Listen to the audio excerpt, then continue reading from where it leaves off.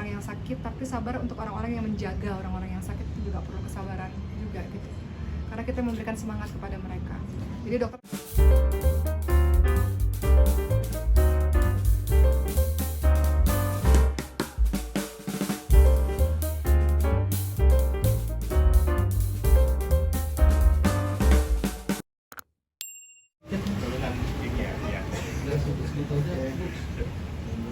Ya, mulai. Ya, pertama-tama saya mau mengucapkan terima kasih yang luar biasa karena saya nggak menyangka tadinya saya hanya bercerita di Instagram, tujuannya untuk minta doa sebetulnya. Karena saya nggak tahu orang soleh mana yang doanya dikabulkan oleh Allah untuk ibu saya. Namun saya tidak menyangka bahwa ternyata banyak teman-teman yang ingin tahu perkembangan kondisi ibu, dan saya pikir ini cara saya untuk minta doa lagi kepada teman-teman semua. Jadi saya mau ucapkan terima kasih atas semua perhatian, atas semua doa.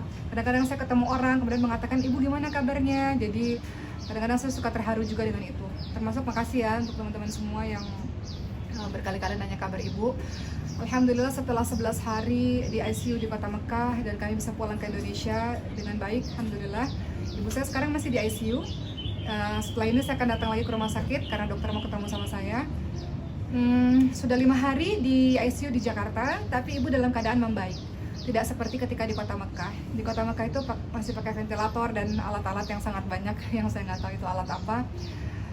Namun alhamdulillah ventilator semuanya sudah bisa dilepas, makanya dokter izinkan untuk pulang ke Indonesia untuk mendapatkan pengobatan lanjutan.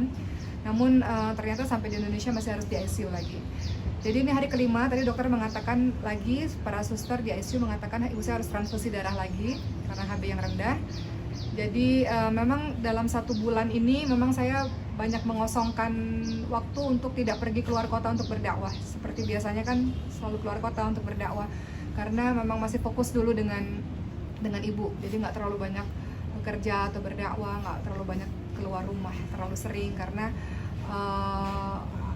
di jam-jam tertentu setiap harinya saya harus ke rumah sakit bersama dengan adik-adik. Jadi di ICU tidak bisa dijenguk oleh semua orang, makanya saya juga minta maaf karena banyak sekali. Tadi ada juga teman-teman wartawan yang secara personal ya, bukan dengan kamera mau jenguk ibu gitu, karena kenal secara personal dengan keluarga kami. Saya katakan saya minta maaf karena di ICU belum bisa dijenguk. Belum bisa dijenguk kecuali anak-anak.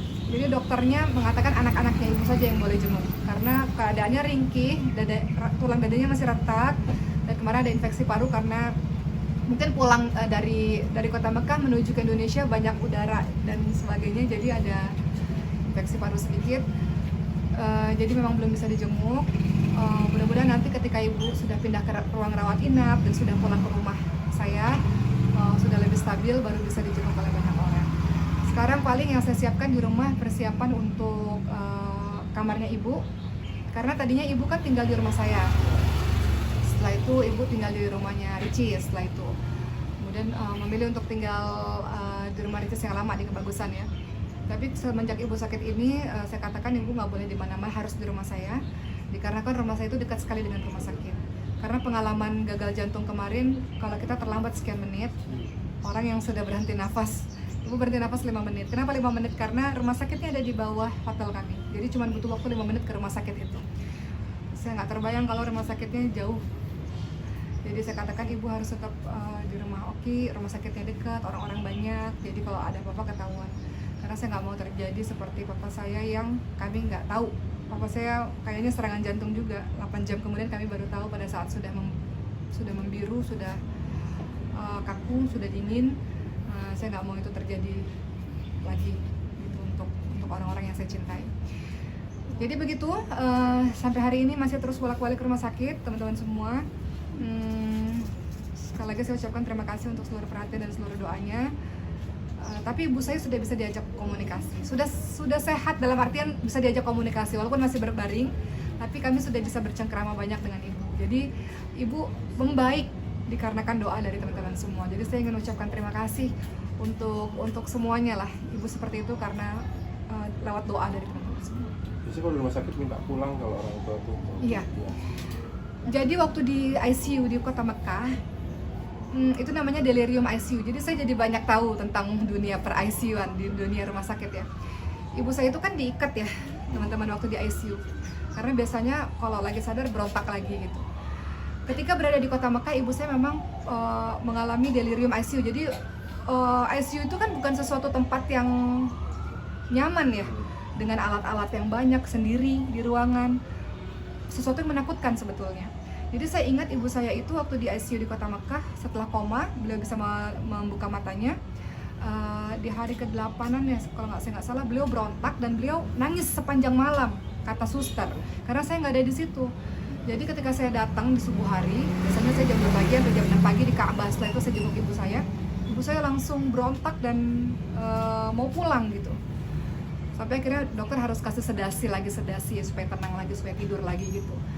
Jadi saya katakan pada dokter, kenapa ini terjadi? Kata dokter, ini biasa, di ICU itu orang-orang mengalami delirium, rasa panik, rasa takut, rasa nggak nyaman, rasa mau cepat-cepat pulang, karena ini tempat yang menakutkan buat dia. Tapi memang itu hal yang terjadi kepada orang-orang di ICU. Jadi kalau masih berontak-berontak, karena diikat kan, berontak-berontak gitu kan, setelah itu biasanya dokter akan mengasih lagi supaya lebih tenang lagi gitu.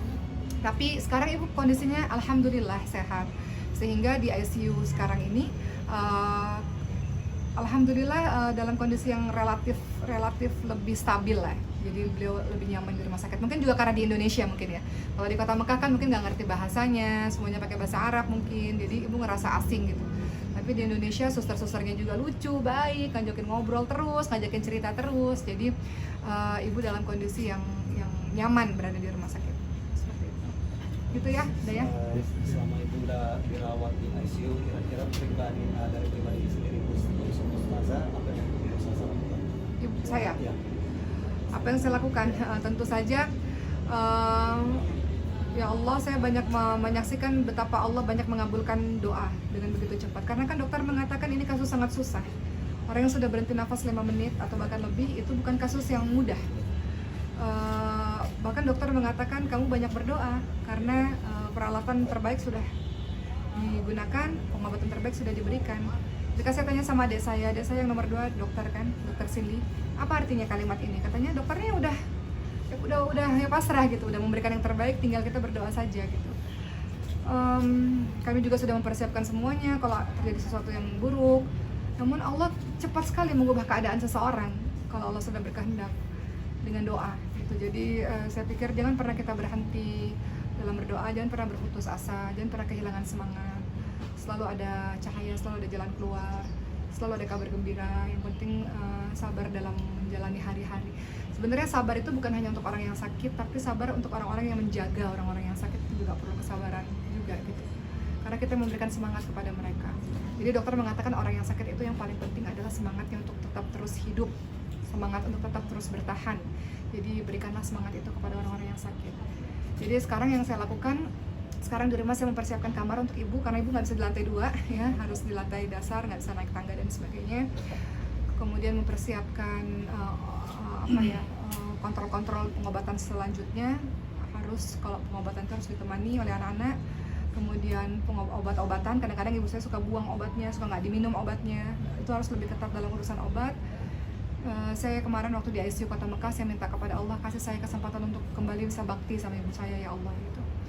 Dan Allah sampai hari ini Allah jabah, jadi mudah-mudahan Allah bantu saya dan adik-adik untuk bisa lebih berbakti lagi kepada ibu kami, insyaallah. Saya pernah Kak. Ibu saya masih muda sebetulnya. Ibu saya masih usia hampir 60 tahun ya. Sekarang 59 tahun sebetulnya. Namun karena beliau itu sudah ada autoimun sejak 17 tahun yang lalu. Minum obat belasan tahun sehingga ada penyakit komplikasi. Jadi memang Allah uji beliau di usia muda. Beliau mulai mendapatkan sakit yang berat itu di usia menginjak 40 pada saat itu. Setelah itu sekarang belasan tahun kemudian ya, karena minum obat belasan tahun jadi ada komplikasi. Tapi alhamdulillah ala kulli hal, memang Allah uji keluarga kami dengan sakit. Tapi mudah-mudahan ini jadi jadi pelajaran buat kami untuk bisa sabar, tawakal, berendah diri di hadapan Allah, dan husnuzon, berprasangka baik kepada Allah. Pak, rencananya yang tadi akan melayani ulta.